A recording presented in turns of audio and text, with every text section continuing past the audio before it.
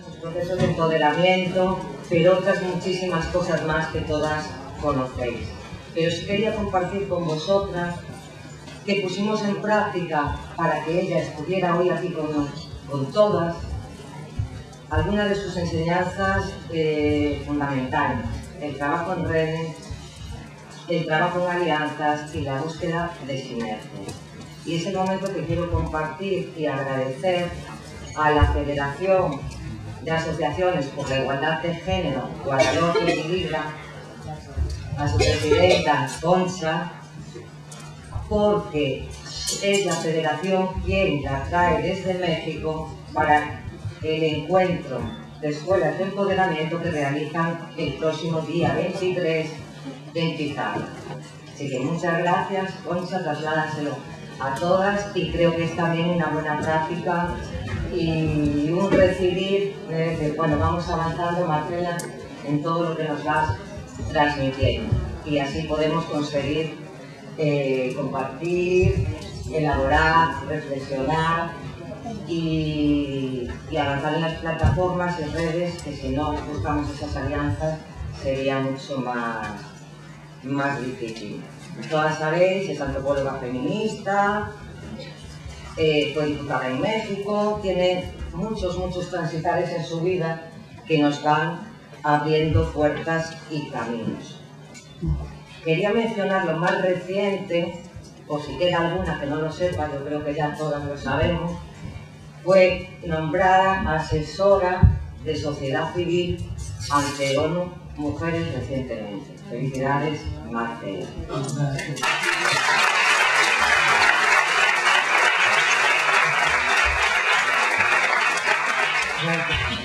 Tus libros, Marcela, tanto desde los cautiverios, las claves feministas para la autoestima, para liderazgos entrañables, para nuestra autonomía, las negociaciones del amor, el marco de género y democracia, todo alumbra nuestro caminar.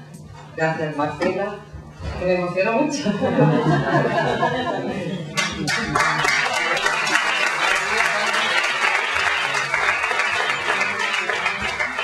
Que nos impulsas a ser otras mujeres desde ser mujeres feministas. Gracias por las claves de mi vida para ser otra Anabel. Vamos avanzando todas en libertad y, como tú dices, apropiándonos de nuestras vidas. Gracias.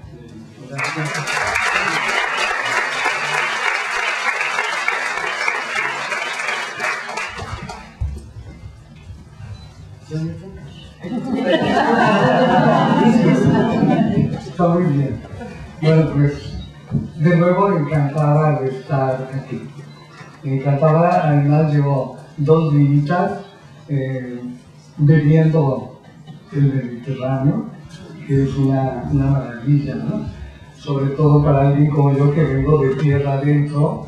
Mi ciudad queda adentro de mi país, adentro. El mar está lejísimo, y poder estar en una ciudad con este mar maravilloso que me recordó a Nicolás Guillén cuando Cuba, que estaba muy bloqueada al principio, en los primeros años de la revolución, había una crisis espantosa y se decía que no había nada en Cuba, no hay nada. Y entonces Guillén hizo un bellísimo poema que dice: tengo, vamos a ver. Y es uno de los más extraordinarios poemas que yo pienso que en época de crisis tenemos que leer. Tenemos que leer para hacer nuestro propio recorrido por ese tengo. ¿Qué sí tengo? No, ¿de qué carezco? ¿Qué tengo? Y él va recorriendo por lo que hay en esa Cuba de los primeros años tan interesante, y dice: tengo un mar azul y democrático. ¿Se acuerdan que las playas cubanas eran para los gringos, para los turistas, para la gente, y el pueblo no podía ir al mar? Entonces, algo que sí cambió fue la posibilidad de tener un mar azul y democrático. Y eso me encanta. Y con eso quisiera empezar para hablar del empoderamiento, que, bueno, ha tenido una trayectoria impresionante el tema del empoderamiento. Yo me acuerdo, hace años, cuando hacíamos las tallereadas y todo lo de Baeza y eso, que yo hablaba del empoderamiento y me veían con una cara. ¿Se acuerdan, no? Que además suena horrible, pero eso es una palabra que en castellano no se usa. Pues no, porque venía del inglés, empowerment, que es fuerte. En inglés es fuerte, y en español o castellano hemos ido volviéndolo fuerte también, en el sentido de que dejó de sernos extraña esa palabra y ahora, bueno, ya lo usamos para aquí para allá, incluso nuestros eventos ya no está, se llaman del empoderamiento. Y el empoderamiento es parte de la agenda, no solo de la agenda política como un tema, sino es indispensable para poder hacer avanzar esa agenda por parte de mujeres en situación de doble mundo. Tú lo reviviste muy bien, o sea, todas somos mujeres patriarcales, todos los hombres son hombres patriarcales, no solo en las mentalidades, sino estructuralmente. Y lo interesante, lo que hemos presenciado, hemos empujado y hemos vivido todas nosotras, ha sido impulsar cambios dentro del patriarcado para transformarlo y para que desaparezca. Estamos empecinadas en que desaparezca el patriarcado. Esa es la clave del empoderamiento. Estos días hemos estado muy cerca con Anabel platicando de tantas cosas y en muchos momentos le dije, es que eso no es empoderamiento, es que esto sí es empoderamiento. ¿Cuál es la clave del empoderamiento? O las claves del empoderamiento, y sobre eso quiero hablar. Pero para empezar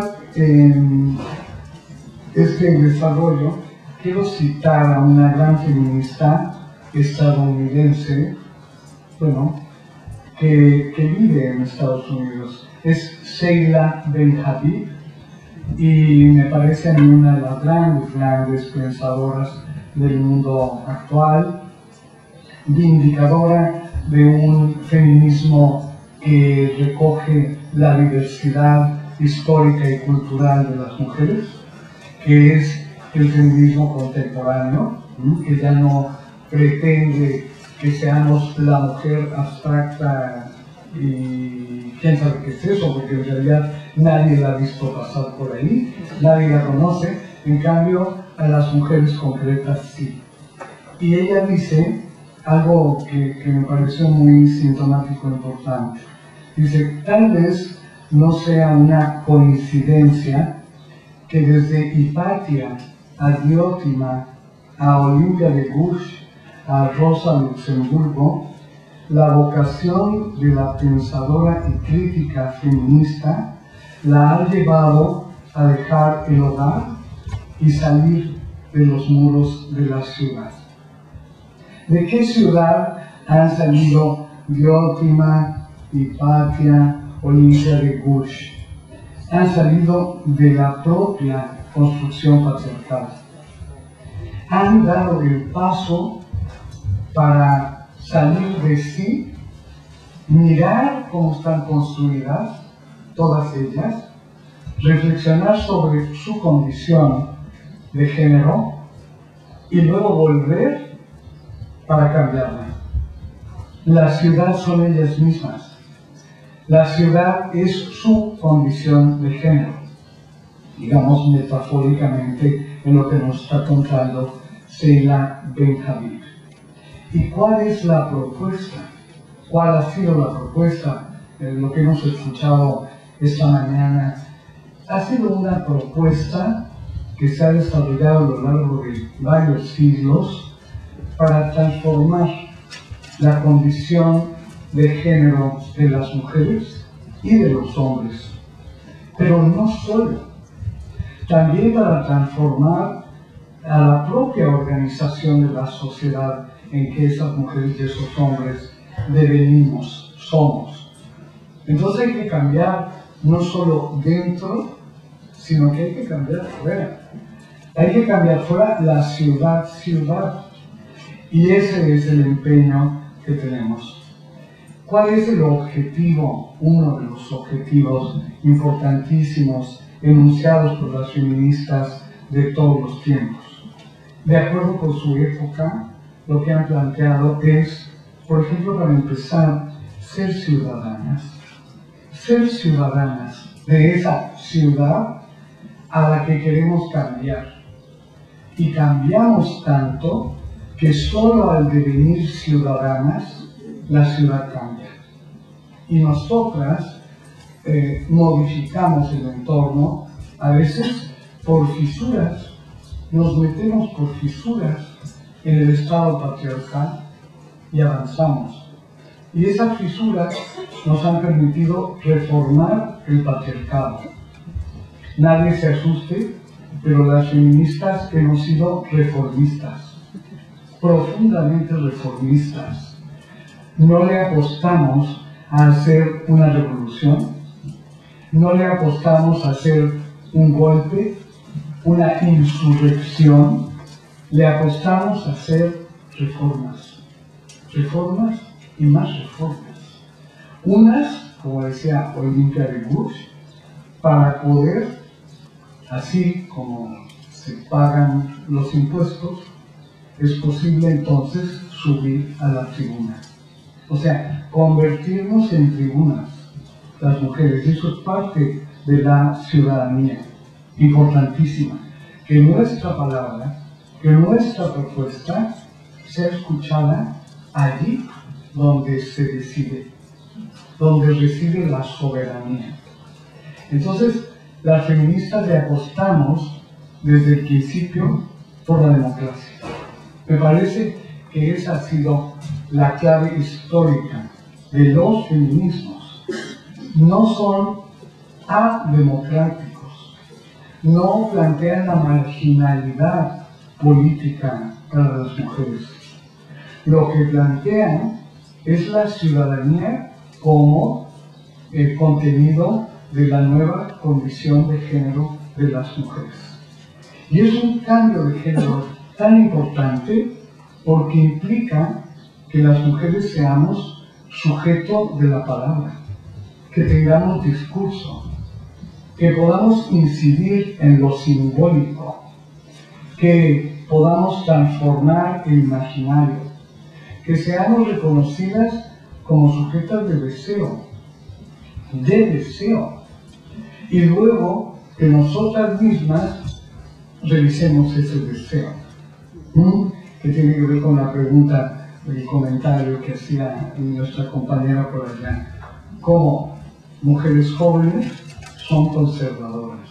Claro que sí, porque no han hecho el recorrido crítico de desmontar su propia condición de género, que ha caracterizado a las feministas todo el tiempo, toda la vida.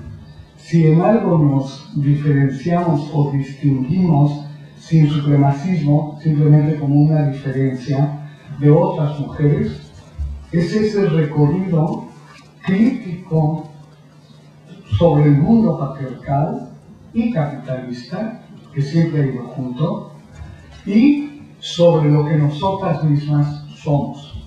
Y es un ir y venir entre el mundo y el yo.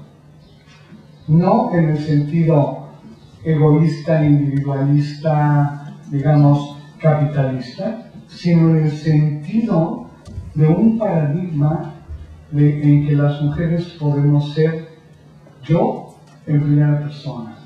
Podemos tener derechos, como planteó Hannah Arendt. El primer derecho de todos los derechos es el derecho a tener derechos. Y eso, que pareciera cualquier cosa, nos ha marcado 2 siglos y medio. Y ahí estamos, tratando de ser esos seres que tenemos el derecho a tener derechos. Y cada derecho que construimos es inmediatamente objetado. Inmediatamente.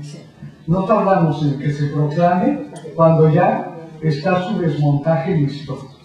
Y esa contradicción enorme marca la ciudadanía de las mujeres. O sea, una ciudadanía no reconocida, una ciudadanía frágil.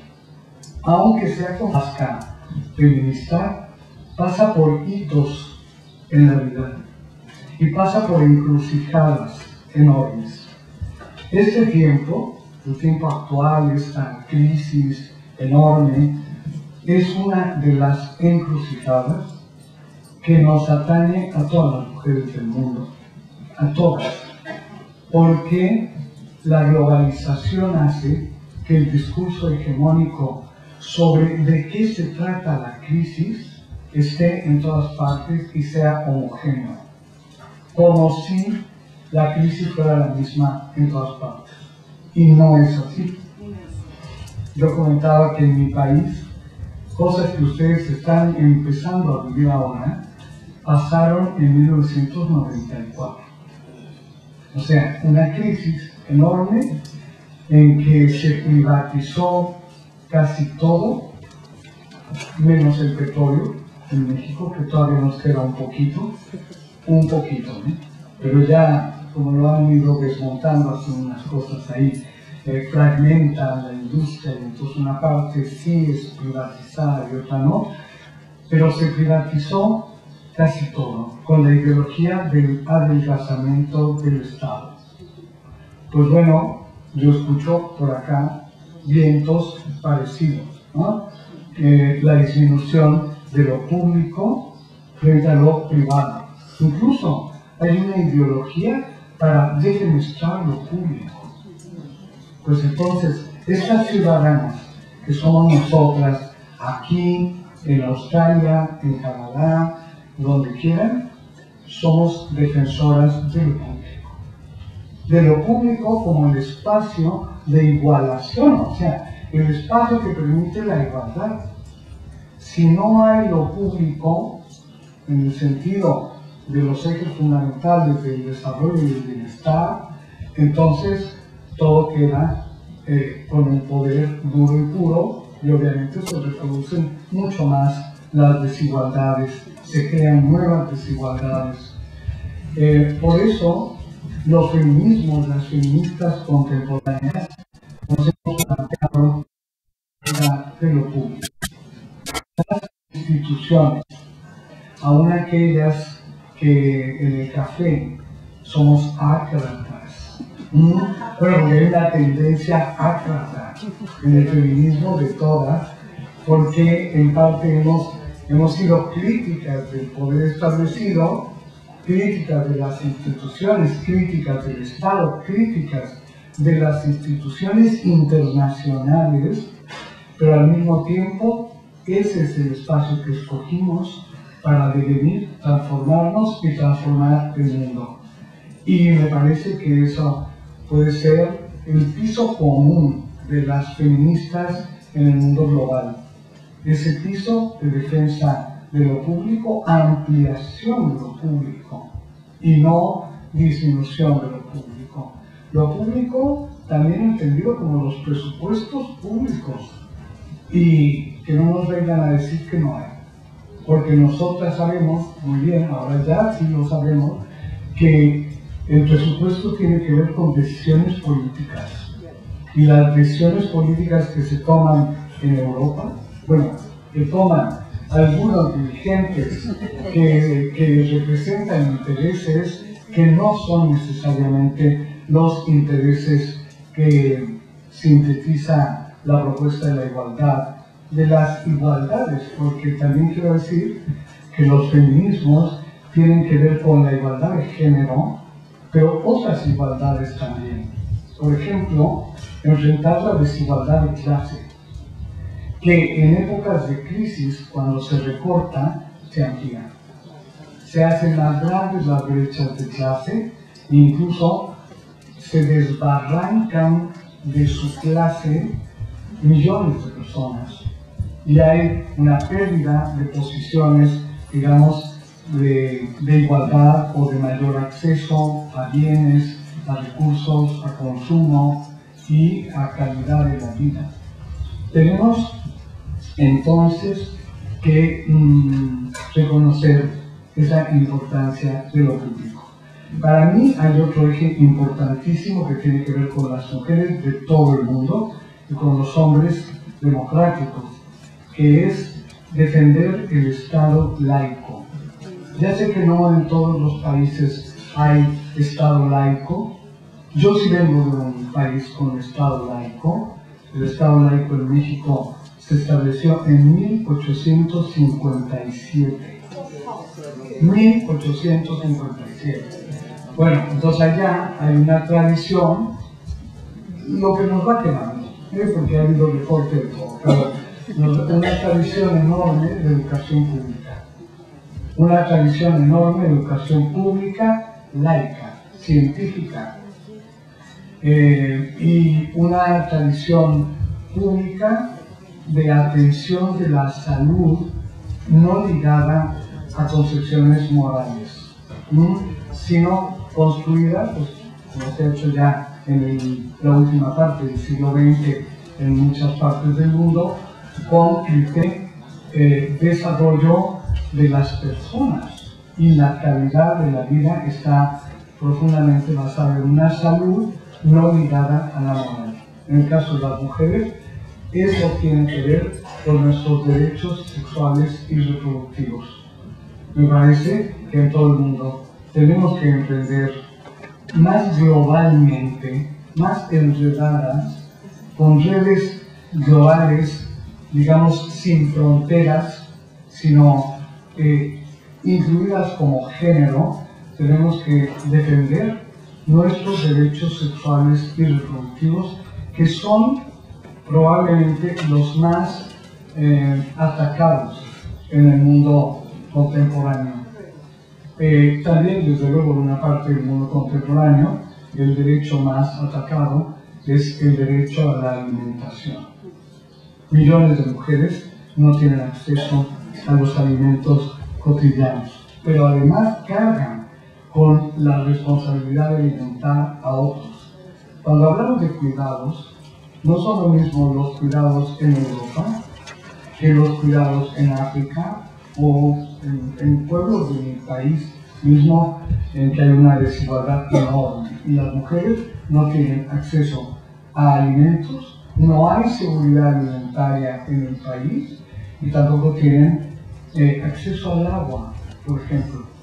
Y si hablamos de ecofeminismo o de la dimensión del compromiso ecológico, es fundamental para el desarrollo de las mujeres, porque eso permitiría el acceso al agua de millones de mujeres, esos son los distintos niveles de desarrollo, pero como mujeres feministas del mundo global necesitamos vindicar también globalmente el acceso a todo eso, que no necesariamente lo vivimos nosotras en nuestra condición y situación, pero sí lo viven otras mujeres. Todas tenemos que tener el derecho a la alimentación y todas tenemos que tener el derecho a la salud y todas, o sea, la otra clave del empoderamiento de las mujeres es conceptualizar los derechos como universales. Como universales. El empoderamiento implica eso. Implica que cada mujer en su propia situación, en su mundo, en su geografía, en su territorio, en su idioma, pueda concebirse como parte de derechos universales y no solo como quien tiene derechos, y hay que hacerlo, ¿sí?, individuales. Los derechos para ser ejercidos solo pueden ejercerse individualmente, pero no es lo mismo ejercer derechos individualmente por pertenecer a una clase, o por pertenecer a un grupo de edad, o por pertenecer a un umbral de una sociedad muy desarrollada, sino tener derechos que son universales, que son indivisibles. Y yo mencioné los derechos sexuales y reproductivos como unos derechos, sí, pero no se puede tener derechos sexuales y reproductivos si no se tienen otros derechos o aspiramos a eso. Entonces, el empoderamiento implica conseguir los derechos en su integralidad, en su indivisibilidad. Una palabra muy bonita. Indivisibilidad. En su intransferibilidad. Yo no le puedo pasar a Anabel mis derechos humanos, aunque quisiera, sino que ella tiene que gozar de sus derechos humanos. No son transferibles y tampoco son renunciables. Entonces eso que está en boga hoy en día, de que es preciso recortar y disminuir todo aquello que se ha invertido para que las mujeres tengamos derechos humanos, es un atentado a los derechos humanos universales. Entonces, no es solo una política económica para salir de una crisis, sino que es un atentado a los derechos humanos. Y nosotras tenemos que difundirlo así. Tenemos que colocar ahí nuestros derechos como los derechos de las mujeres del mundo, de todas las mujeres del mundo. El empoderamiento, sigo diciendo en qué consiste. Consiste en tener, yo lo voy a decir ahora en términos de la conciencia, para seguir contestando cosas y dialogando un poco contigo, bastante, ¿no? El empoderamiento implica un cambio de conciencia, un cambio de conciencia paradigmática, esa palabra la usamos todas, un cambio de conciencia paradigmática. No basta con, como hacen quienes tergiversan el tema del empoderamiento, decir que tenemos fuerza y ya con eso estamos empoderadas, o somos visibles y ya estamos empoderadas. No. El empoderamiento implica un cambio de conciencia personal, íntimo, profundo, a partir del feminismo. O sea, no está desligado del feminismo. Me parece una falacia que se plantee empoderamiento sin feminismo y que se planteen, por ejemplo, enfoques de género que no son feministas, que despojan al género que hemos impulsado nosotras de la perspectiva filosófica y política que le da origen. Yo recuerdo en un encuentro por aquí cerquita en Huelva, hace unos años, en que estábamos en un debate allí, había varias ponentes y estaba Lidia Falcón. Y Lidia Falcón, a la que saludo si anda por ahí, no lo sé, pero se lanzó un rollo, decimos en México, se lanzó un rollazo contra la perspectiva de género y el empoderamiento de las mujeres. Y planteó en su ponencia que esta era una perspectiva de avanzadilla yanqui en el mundo y que no podíamos permitirlo porque era parte de la imperialización y que no sé cuánto. Y bueno, ahí hicimos un debate, pero fue muy respetuoso, desde luego, como siempre, yo tratando de aprender de ella, ¿no? ¿Por qué lo ve como yanqui? Bueno, pues porque algunas de las autoras de la teoría, la perspectiva, lo que en un principio se llamó categoría de género, fueron mujeres estadounidenses nacidas allí o que pasaban por allí, porque esa sociedad es así. Muchas estudiantes que van de otros países del mundo, pues ahí estaban y fueron parte del proceso que empezó en los 70s y que en ese cambio de conciencia acabó planteando una teorización desde el paradigma feminista. Y ese es el origen de esa perspectiva de género. ¿Quieren que les diga quiénes la firmaron?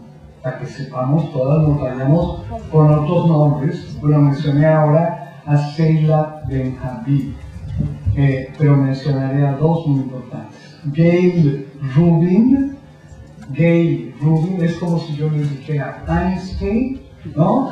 Como el teórico tal. Bueno, pues Gayle Rubin, una gran antropóloga estadounidense, escribió un texto clásico para entender el empoderamiento y entender la perspectiva de género, que se llamó Hacia una crítica del tráfico de mujeres, en un congreso de antropología que está publicado en un libro que se llama Hacia una antropología de la mujer, cuando todavía se hablaba así, pero bueno, ella ahí desarrolló lo que hoy conocemos como teoría de género. Y otra que a la par lo hizo fue Joan Scott, una historiadora estadounidense, pues sí, también de mujeres maravillosas, y feministas, y democráticas, y pacifistas, y contra la guerra, bueno, maravillosas. En ese caldo de cultivo se gestó toda esa teorización. Fue parte de una gran movilización social crítica, innovadora del feminismo estuvo ahí. Bueno, luego otras autoras inglesas, francesas y los movimientos de mujeres se apropiaron de la teoría de género y empezaron a incluir una teoría que era académica en las propuestas políticas y a decir, bueno, cosas que ya habían dicho algunas feministas, como no se nace mujer, llega una a serlo, que ella es, ahí sí, la que dio la pauta para la perspectiva de género fue Simone de Beauvoir, que nunca le llamó género, pero la epistemología de género está contenida en el segundo sexo, está contenida también en su estudio sobre la vejez, que es tan importante como el segundo sexo, pero menos famoso. En cambio, ya vamos envejeciendo y lo vamos leyendo, ¿no? Porque claro, el feminismo siempre se ha nutrido de lo que nos va pasando a las feministas. Entonces ahora, como ya vemos algunas que pasamos de los 60, entonces leemos la vejez. La vejez que tiene una perspectiva de género, edad y generación. Lo recomiendo a todo el mundo. Y tiene una perspectiva de salud que es clave, como la pauta para la buena vida. Para la buena vida. Y eso nos plantea Simone de Beauvoir. Todo eso es el empoderamiento de las mujeres. Y lo hemos ido aprendiendo conforme nuestro mundo vamos identificando algunas cosas que ustedes lo han hecho en los diagnósticos, lo hemos hecho en todas partes. Identificar las necesidades fundamentales de las mujeres y convertir las necesidades de las mujeres en necesidades sociales, como nos planteaba muy bien. O sea, el tema no es un asunto de cada una, es un asunto del orden social y económico que defendemos, vindicamos como parte de ese empoderamiento de las mujeres. O sea, sin el orden social y económico que sustente esos poderes de las mujeres para algo, no podemos cada una lograrlo. Se tienen que tener recursos. Entonces decimos, el empoderamiento conduce al acceso. Les regalo la palabra, que es bellísima. Esa se la aprendí a otro de esos, pero es a un señor y a una señora. Por cierto, a la señora le acaban de dar el Príncipe de Asturias y se llama Martha Nussbaum. Se la recomiendo. Otra de las grandes teóricas del empoderamiento ligado al desarrollo humano sustentable. Bueno, Marta, ese sí es fácil, ¿no? Nussbaum, facilísimo, entren a internet, Príncipe de Asturias, y van a ver, ella tiene varios libros para explicarnos cómo nos empoderamos las mujeres. Tiene uno que es Las mujeres y el desarrollo humano. Nos empoderamos cada vez que adquirimos como propias capacidades, desarrollamos capacidades para transformar el mundo, capacidades para tomar del mundo una parte de la riqueza, cada una y por grupos, para nuestro propio desarrollo, no como siempre nos han enseñado para el desarrollo de otros. Ese cambio, cambiar del cuidar siempre, que es el tema ahora, el cuidado, cuidar siempre a otros, a cuidarnos a nosotras mismas, en el sentido más integral de los derechos humanos, es el cambio paradigmático del que habla el feminismo.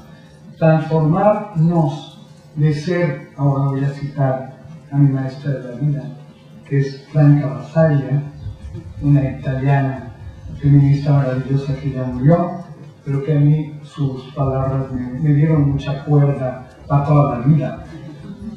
La vi 5 veces, no más, pero es mi maestra. Y yo trabajé mucho con su teoría y con sus propuestas y las incorporé en mi libro de Los cautiverios de las mujeres y las amplié y hice todo ese rollo para saber de dónde teníamos que salir.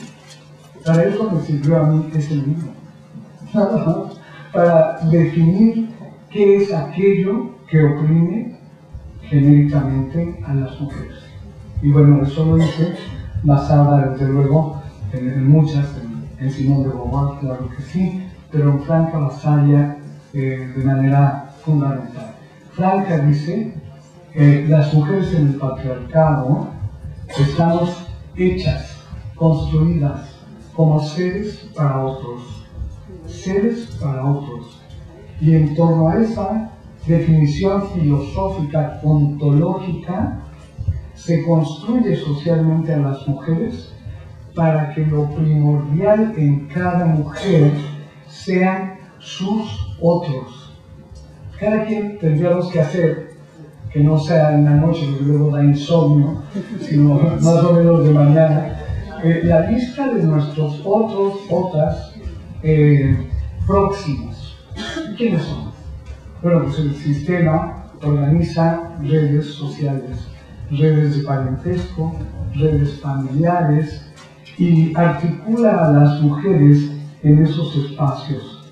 La obligación de las mujeres es ver por sus otros próximos, familiares, cónyuges, vecinos, amigos, cariñosos, visitadores nocturnos, quien sea. Pero siempre la clave patriarcal es que las mujeres trabajemos, pensemos, creemos productos, transformemos el mundo para esos otros y otras. Y luego quedamos nosotras. La enajenación de género está en esa postergación de lo propio. El empoderamiento implica colocarse una como su sentido de la vida. Y en ese plan, Franca Basaglia también nos ilumina mucho cuando dice, bueno, lo que queremos nosotras, las feministas, es que las mujeres seamos seres para nosotras mismas, ser para sí, diríamos en filosofía, ser para sí, vivir desde la mismidad. Les regalo el concepto que es bellísimo. Claro, no la mismidad en el sentido patriarcal, masculino, supremacista, no, sino es esa para convivir, para vivir con los otros, en solidaridad con los otros. Pero la primera solidaridad que nosotros impulsamos en el mundo y que queremos que las sociedades sean solidarias es la solidaridad hacia las mujeres. Hacia las mujeres. El feminismo ha tenido una línea política, horas y horas y horas gastadas, usadas solo para hacer empatía hacia las mujeres. Nosotras trabajamos porque la sociedad sea empática con las mujeres y que deje desmontar la misoginia prevaleciente en mujeres y en hombres, en instituciones, en programas, en todo lo que queramos. El feminismo plantea como un tema clave lograr que la sociedad se sensibilice con la humanidad de las mujeres. Otra maestra del alma, que se llama Alda Falcio, que es nuestra querida colega jurista maravillosa, ella plantea el tema de cuando las mujeres nos volvimos humanas. Y fue en 1993, en la cumbre de Viena, cuando por fin fuimos enunciadas como sujetas de derechos humanos. Ya lo habíamos sido en 1948, después de la crisis brutal. Esa sí fue una crisis brutal de muerte, de devastación humana terrible, de crueldad, de sadismo, del imaginario más perverso y la realización más perversa. De ahí salieron, entre otros, a pensar que todas las personas teníamos derecho a tener derechos humanos y debemos a Eleanor Roosevelt y a su pequeño grupo. Por ahí dice, en los estudios que he leído, si alguien sabe más, por favor me lo pasa. Dice, y un pequeño grupo de Eleanor Roosevelt que estaban 3 latinoamericanas y una china. Y esas diseñaron y elaboraron esa reforma importantísima a los derechos del hombre y los transformaron en los derechos humanos. Para incluir a las mujeres, y léanlos por favor, porque son una joyita, tienen 30 parágrafos, 30 artículos. En uno dice la persona, lograron cambiar, en vez de que dijera el hombre, dice la persona. Toda persona tiene derecho al agua, toda persona tiene derecho a la educación. En otras dicen las mujeres, la mujer y el hombre tienen derecho a esto.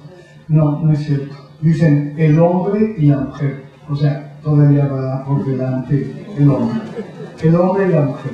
Y en otros se hacen bolas, o sea, una nota, la negociación en que párrafo por párrafo fue sometido a una discusión política fuertísima y ni siquiera hubo homogeneidad en el lenguaje y nunca ha sido reformada esa carta que hoy se considera, la Carta de los Derechos Humanos Universales, ¿no?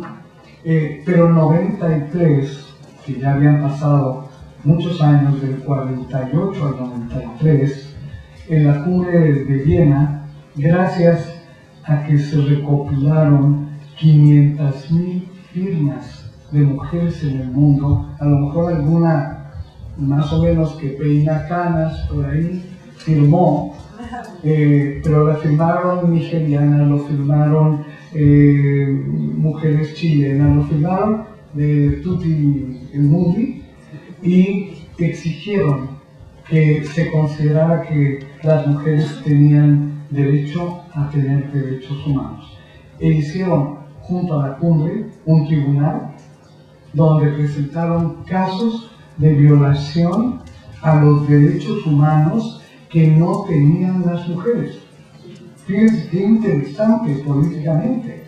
No estaban reconocidos como derechos de las mujeres, pero ellas en la práctica se otorgaron los derechos humanos, afuera de la cumbre donde estaban negociando todos los representantes de gobierno del mundo. Eso es el empoderamiento. El empoderamiento implica que unas nos concedamos aquello que el orden establecido no nos concede. Y nos lo concedamos en la conciencia, en la mente, en los afectos, en las emociones, en el cuerpo. Y así ha pasado en la historia moderna. Primero las mujeres hemos vivido las cosas y luego las hemos ido a llevar a las leyes. Primero hemos vivido abortos clandestinos, prohibidos, estigmatizados, y luego hemos convertido el aborto en solo una parte posible de la vida sexual y reproductiva, cuidado, atendido y como debe ser. O sea, pero primero las mujeres de carne y hueso han construido el feminismo en sus vidas. Y luego lo hemos teorizado, y luego lo hemos legislado, y luego tenemos que defenderlo. En la cumbre de Viena se reconocieron los derechos humanos de las mujeres. Y además, en esa cumbre se reconoció que sin derechos de las mujeres no hay derechos humanos. O sea, no se vale que un país diga que en su país están garantizados los derechos humanos si no están garantizados los derechos de las humanas. De las humanas. En la conciencia, la A hace la diferencia. ¿Quieren que se los diga otra vez? La A, esa A que tanto disgusto ha ocasionado y que los académicos de la lengua y que nos dicen que no se habla así, la lengua se transforma, el idioma se transforma como se transforman sus hablantes. El cambio estuvo en que las mujeres empezamos a hablar en primera persona y en femenino. Es uno de los cambios más extraordinarios del empoderamiento lingüístico de las mujeres. Lingüístico. También nos empoderamos cuando hablamos en A. Y cuando decimos nosotras. Y cuando decimos las ciudadanas. Incluso cuando decimos las miembros. Sí. A mucha honra. A mucha honra. Y esto pasó por todo el mundo, y lo defendimos en todas partes.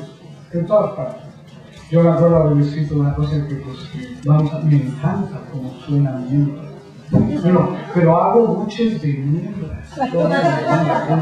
El tema es fuerte. Y más fuerte es cuando podemos sentir y decir nosotras. Nosotras. Y poder hablar a nombre del género, sin pretender representar lo que cada una, no, sino el planteamiento propio sobre nuestro género, sobre el otro género, sobre el mundo, sobre el Estado, sobre la crisis, sobre todo. Sí, en primera persona, como mujeres. Como dice Donna Haraway, con el pensamiento, con la propuesta, con la interpretación situada. Así se dice ahora en epistemología feminista. Y así se ha dicho siempre, o sea, ya le pusimos el nombre. Es pensar el mundo desde ese lugar en que soy mujer. ¿Cómo soy? Pues de acuerdo con mi época, mi generación, mi cultura, y con lo que he desmontado de eso y con lo que no puedo desmontar de eso. O sea, una mujer situada puede hablar desde ese sitio sin pretender que las demás estén de acuerdo.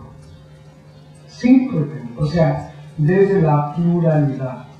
Empoderarnos implica que no haya pensamiento único femenino.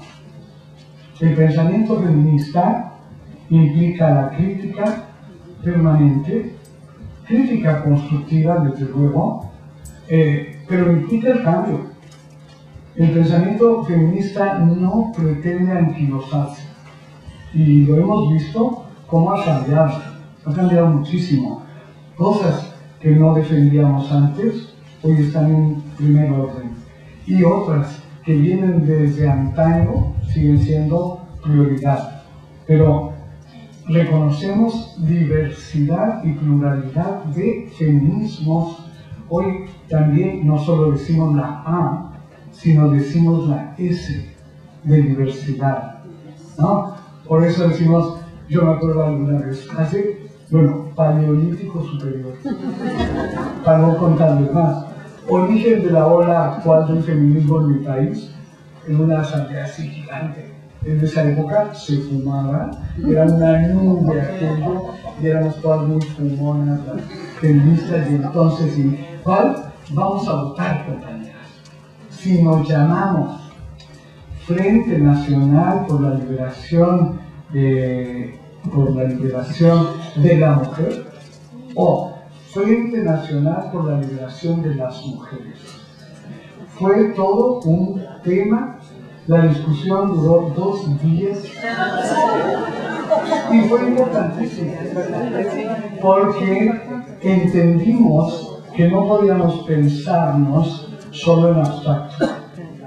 Y además en un genérico, pues que no funcionaba muy bien en todas sus características para todas, y que la S nos resolvía el problema, porque entonces reconocíamos la diversidad.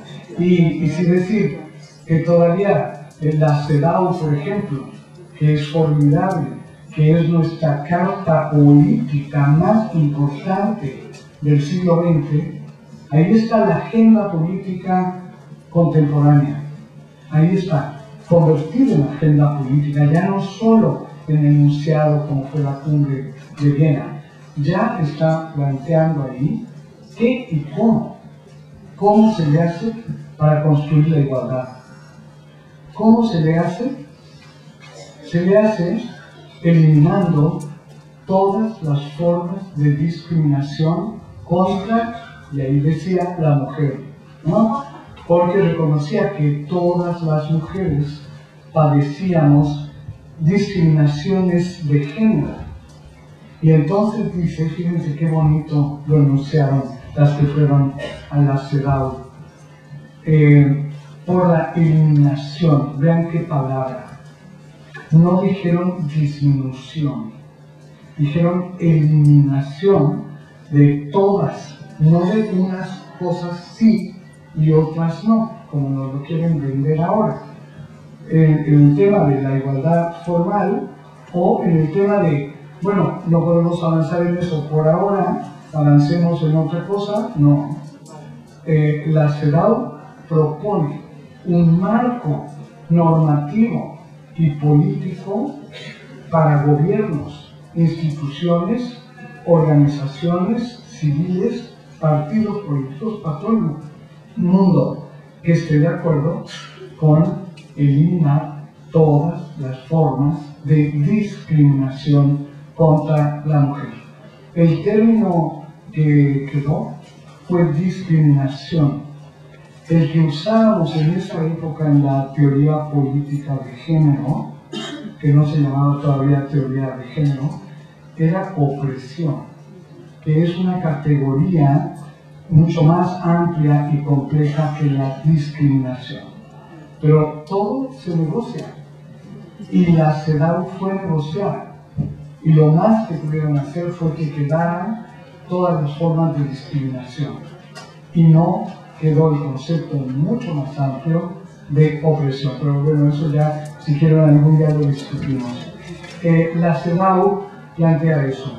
Entonces el empoderamiento pasa por reconocer que hay discriminación de género, por identificar qué discriminaciones hay, cómo le afectan a cada tipo, grupo, colectivo de mujeres, y cómo eso daña la vida social. Porque la discriminación contra las mujeres afecta a las mujeres, pero afecta a la vida social. Y eso me parece que es súper importante. empoderarnos implica reconocer que estamos discriminadas.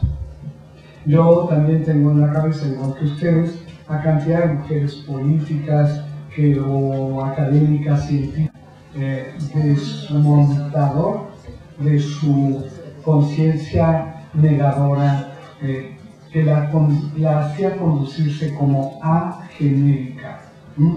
Y sin embargo, reconoció que sí, que estaba discriminada. Pues todas, con la CEDAW, necesitamos reconocer eso. ¿Cómo? ¿Por qué hemos desaparecido de las discriminaciones? Porque nosotras hemos contribuido a eliminar discriminaciones contra las mujeres. Tenemos que decirlo. Yo voy a mencionar un último recurso de empoderamiento, también por el tema que yo trabajo. Bueno, temas. Trabajo como todas en muchas cosas, pero me he centrado los últimos años de mi vida, ya son muchos, en eliminar, en contribuir a erradicar, fíjense qué palabra bellísima, erradicar la violencia contra las mujeres y las niñas.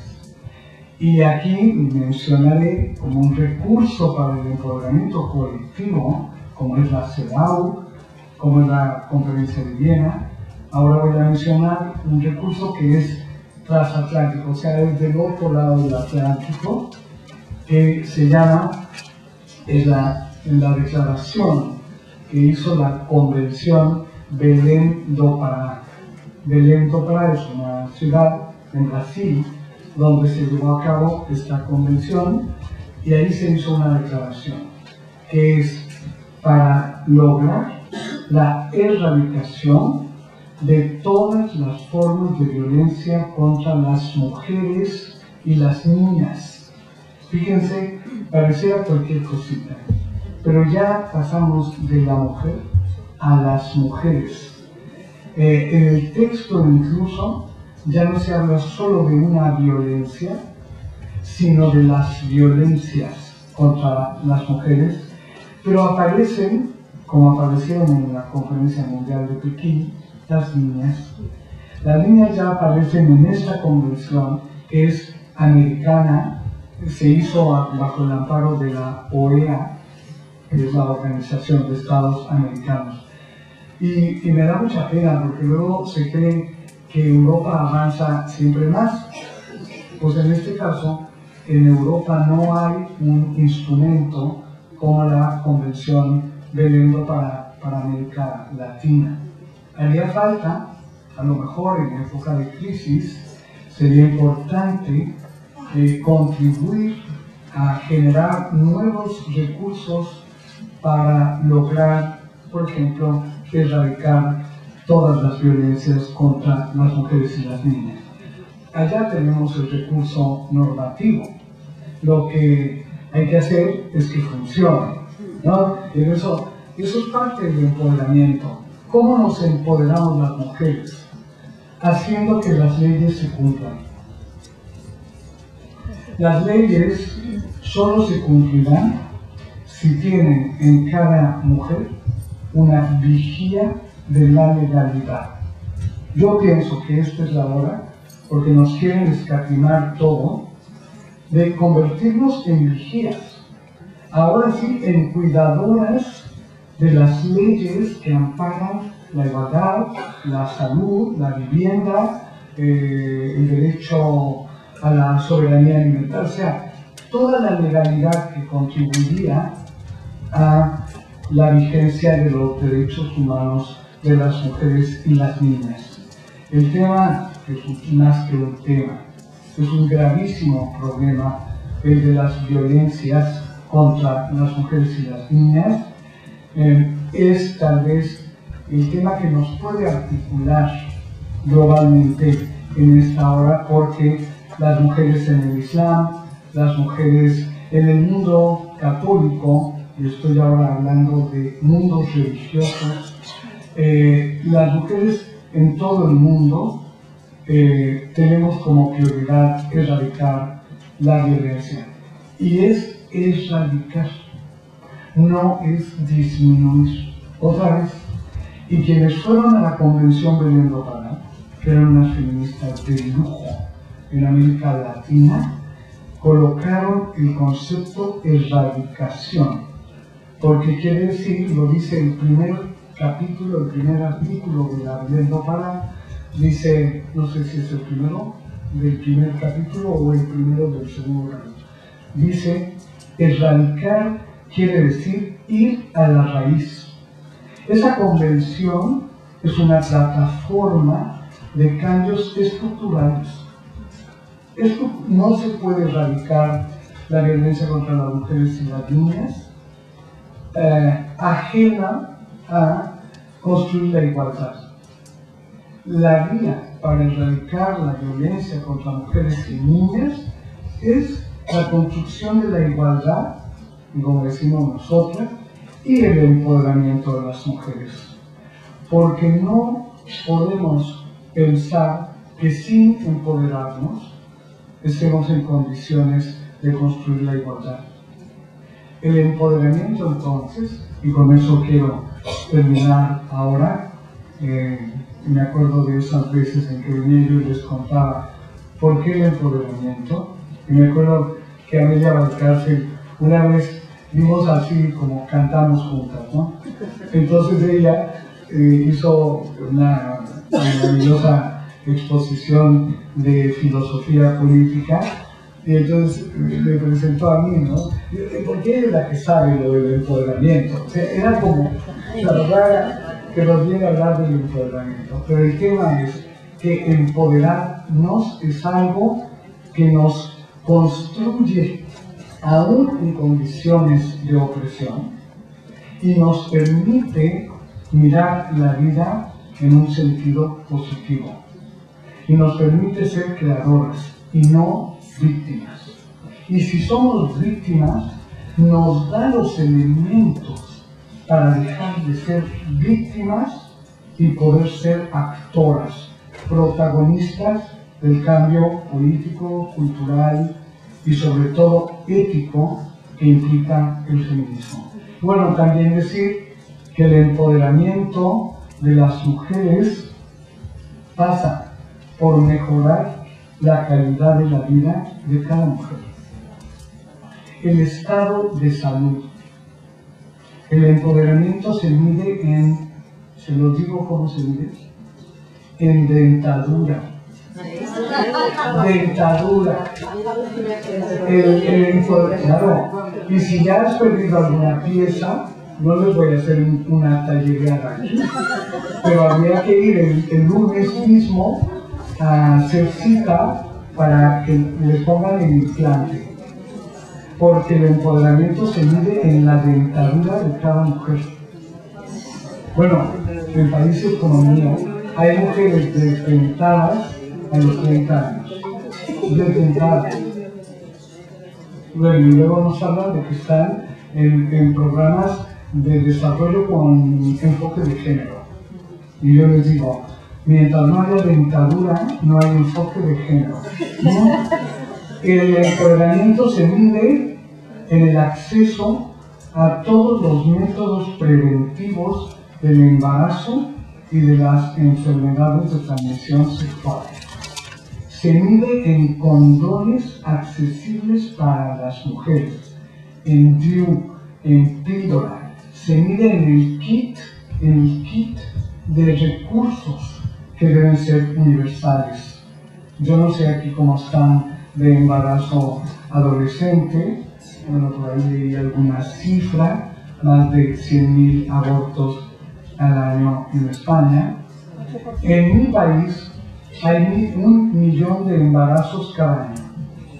De ese 1 millón de embarazos, 500.000 son de niñas y adolescentes.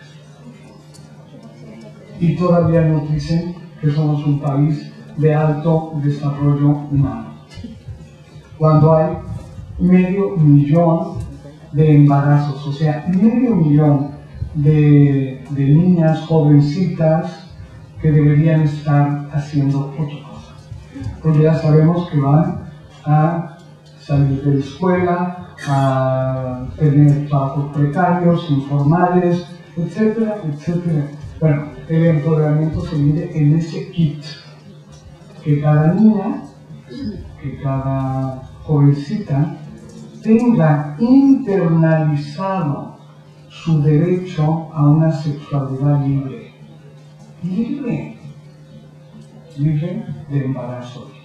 También, el empoderamiento se mide en el acceso a la lectoescritura. Sea lo que sea eso en cada país. Hay países donde el nivel de la lectoescritura es aprender el programa 4 de no sé qué Word, no sé cuál. O sea, porque ahí la brecha de género ya no está en aprender la A y la E y la O, sino en el acceso a las nuevas tecnologías. Pero hay países donde es el acceso a la A, a la E, a la A. Entonces, son 3 indicadores simbólicos de los derechos humanos de las mujeres. Pero voy a poner otro. Dinero en el bolsillo. Dinero en el bolsillo. Dinero propio.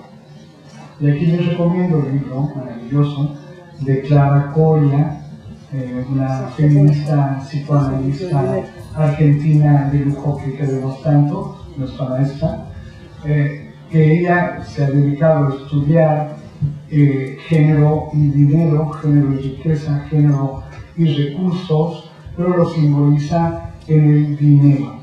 Y entonces ella plantea, como lo han planteado todas, que sin dinero no hay empoderamiento. Y las mujeres requerimos dinero propio para satisfacer nuestras necesidades. Y no como pasa en mi país, pasa tanto, yo no sé acá, porque yo acá no conozco nada, pero allá sí. Allá pasa que muchas mujeres, incluso clase medieras, sienten o sentimos, según, que nos robamos nuestro propio dinero cuando lo gastamos en nosotras. Incluso en cosas de salud.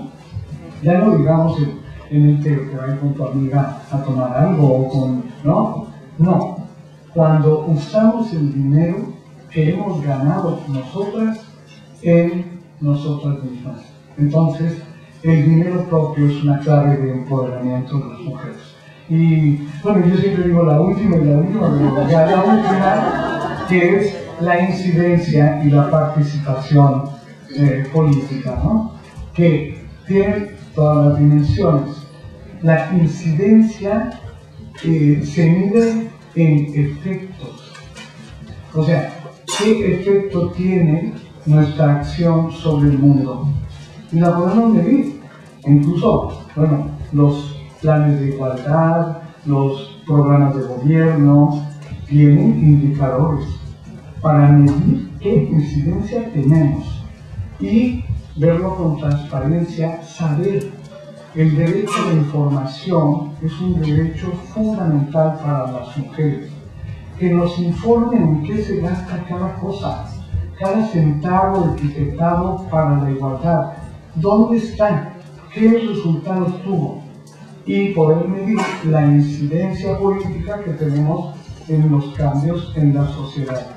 Por lo mismo en la vida propia, una tiene, y ojalá lo hagamos todas, y seamos flexibles para irlos cambiando, que generar sus propios indicadores de empoderamiento, de acuerdo con su edad, con los hitos de la vida, con sus encrucijadas, con la circunstancia. ¿Cómo incido en mi bienestar?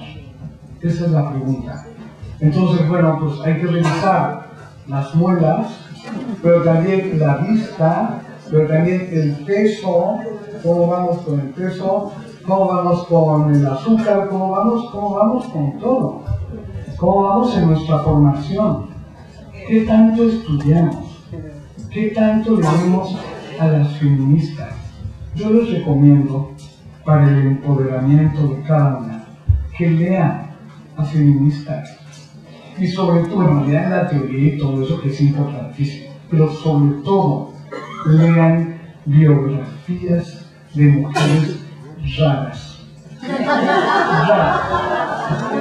raras y diferentes, las exóticas de su mundo, la que hizo lo que nadie hacía, esas transgresoras que son entrañables, que seguramente eran insoportables. Sí, seguramente. Yo, por ejemplo, estaba mirando allá afuera unos bellísimos botones de Frida Kahlo, ¿no? Frida, bueno, a mí sí puedo decir nuestra Frida porque yo la traigo en los huesos, la Frida Kahlo, ¿no? Es parte de mi cultura familiar, nacional y luego feminista, ¿no? Pero bueno, dicen que Frida ya era muy insoportable al final, ¿no? Nadie la aguantaba porque no se aguantaba ni ella misma. Bueno, porque vivir tanta cosa, pues debe trastocar a cualquiera, ¿no? Y estas que fueron innovadoras, que fueron transgresoras, las subversivas, como decía Foucault, lo decía como categoría del mundo, Foucault, los anormales. Bueno, pues apliquémonos. Yo le cambié un poco porque lo de la norma no me gusta mucho. Las raras. Hay que leer a las raras. Sus diarios, sus cartas, sus diarios de viaje. Muchas tienen diarios de viaje, fueron viajeras o han sido. Bueno, y otras escriben lo que les pasa. Hay otra gringa maravillosa, Juliet Mitchell, que tiene escritos personales. Kate Miller tiene escritos personales y una se asombra de lo que vivían y lo que impulsaron, ¿no? Es una joya entender que la vida personal no va necesariamente a la par de aquello que impulsamos y luego lo que nos cuesta incorporar en nuestra propia vida aquello que vamos por el mundo diciendo hágase, con la varita mágica del feminismo. El empoderamiento implica reconocernos en las otras raras, aprenderles la rareza y aprender sobre todo de las que no se dañaron, de las que se cuidaron, porque nos encantan la ruptura y la tal, pero a veces el coste es enorme. Y hoy nosotras, las feministas actuales, tenemos como una ética de la buena vida, del bienestar, de no ponernos en riesgo. Fíjense lo que ha cambiado el feminismo. No ponernos en riesgo, no poner en riesgo nuestro mundo, cuidar nuestro mundo. Bueno, para hacer eso tenemos que definir cuál es nuestro mundo. Y nuestro mundo es el mundo, pero el pequeño mundo es el mundo en que el empoderamiento puede hacerse vida misma. Por la vida y la libertad de las mujeres, muchas gracias.